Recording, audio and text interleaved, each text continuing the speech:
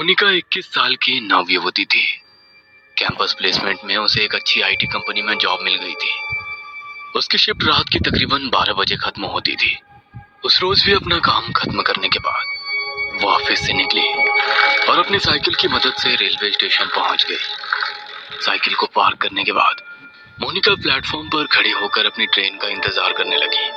अचानक ही उसकी नजर रेलवे स्टेशन पर लगे एलईडी बोर्ड पर गई। रोज की तरह उसमें आने वाली ट्रेन का नाम और शेड्यूल आज दिखाई नहीं दे रहा था। डिस्प्ले बोर्ड की एलईडी बाहर बाहर जल बुझ रही थी। अचानक ही प्लेटफॉर्म की पावर सप्लाई कट गई और हर तरफ अंधेरा हो गया। कोई कुछ समझ पाता उससे पहले ही मोनिका की ट्रेन प्लेटफॉर्म पर आ गई। बिना देरी किए बाकी के पैसेंजर्स के साथ साथ मोनिका भी झट से ट्रेन में चढ़ गई। इस समय रात के 11:30 बज गए थे। आज ट्रेन में कुछ गिने चुने पैसेंजर्स ही दिखाई दे रहे थे। मोनिका ने अपने हेडफोन में लाउड म्यूजिक लगाया और आंखें बंद कर अपना सर सीट के बैक सपोर्ट में टिका दिया। कुछ ही देर में लाउड म्यूजिक होने पर भी दिन भर की थकान के कारण उसकी आंख लग गई थी। थोड़ी देर बाद उसका मोबाइल रिंग करने लगा। रिंग की आवाज से मोनिका की नींद टूट गई। स्क्रीन पर पापा का नाम फ्लैश हो रहा था। मोनिका ने फोन उठाया तो उधर से पापा की आवाज सुनाई देने लगी। मोनिका बेटा, ट्रेन मिल गई थी ना? हाँ पापा, मैं ट्रेन में ही हूँ, आप चिंता मत करो। कौन सा स्टेशन आ गया है? पापा की बात सुनकर मोनिका अचानक से आंख खोलकर अपने कोच में चारों ओर नजर दौड़ाती है। उसे अपनी आंखों पर यकीन नहीं हो रहा था। पूरी कोच में बिल्कुल अंधेरा छाया हुआ था। ना तो कोई डिस्प्ले दिखाई पड़ रहा था और ना ही कोई अनाउंसमेंट सुनाई दे रहा था। पापा, आई थिंक कुछ प्रॉब्लम है। यहाँ ट्रेन में कुछ है ही नहीं। सारी लाइट्स ऑफ है और कोई अनाउंसमेंट भी नहीं हो रही है। बेटा, आसपास किसी पैसेंजर से पूछना क्या बात है। पापा, पूरा कोच खाली पड़ा हुआ है। मैं अकेली हूँ यहाँ। ये क्या बोल रही है बेटा? मुझे डर लग रहा है। देख, ट्रेन जैसे ही अगले स्टेशन पर रुकेगी तू वहाँ पर उतर जाना, मैं तुम्हें लेने आ जाऊंगा। ठीक है पापा। मोनिका अब ट्रेन के अगले स्टेशन पर रुकने का इंतजार कर रही थी।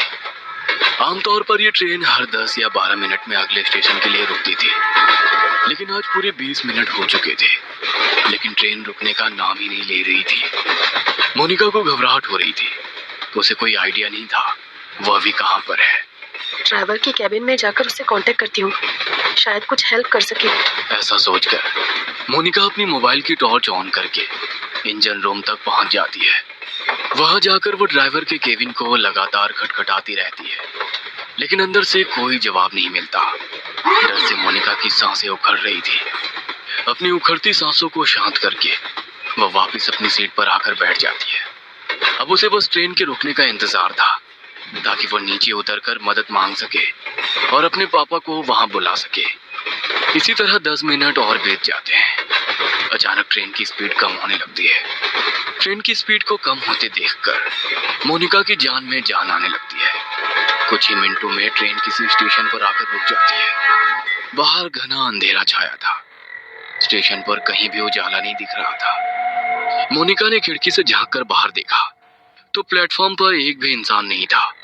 अब तो मोनिका को और भी डर लगने लगा था। उसने जल्दी से अपना मोबाइल निकाला और फिर से पापा को फोन मिला दिया। पापा, ट्रेन किसी स्टेशन पर रुकी है, लेकिन ये कौन सा स्टेशन है कुछ समझ नहीं आ रहा। बाहर सिर्फ अंधेरा ही अंधेरा दिखाई दे रहा है। प्लेटफॉर्म पर भी कोई आदमी नहीं दिख रहा है। मैं क्या करूं? बेटा, एक बार मैप में अपनी लाइव लोकेशन चेक करो, तुम्हें पता चल जाएगा कि अभी तुम्हारी ट्रेन कहाँ पर है।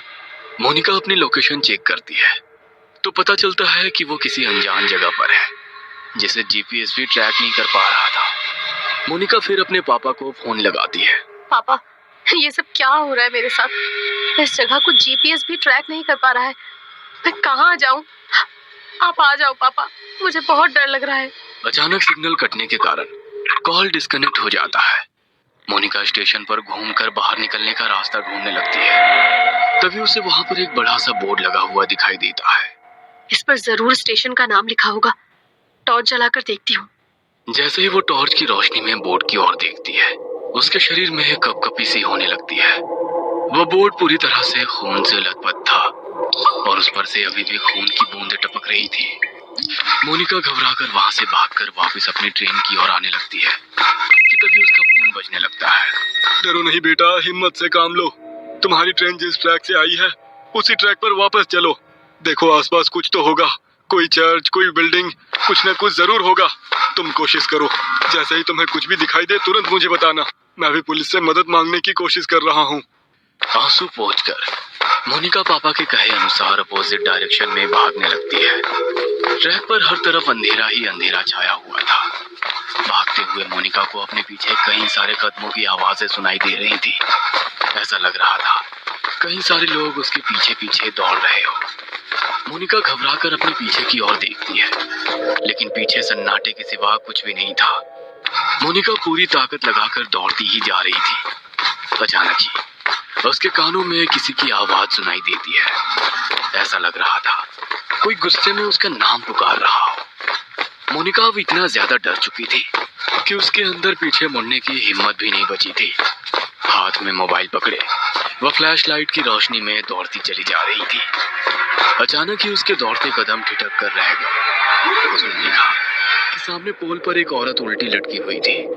उसके बाल हवा में लहरा रहे थे और वो खतरनाक चेहरे के साथ जोर जोर से हंस रही थी। मोनिका का हलक डर से सूख रहा था। अब उसमें और आगे जाने की हिम्मत नहीं बाकी थी, इसलिए वो वापस स्टेशन की तरफ जाने के लिए मुड़ जाती है।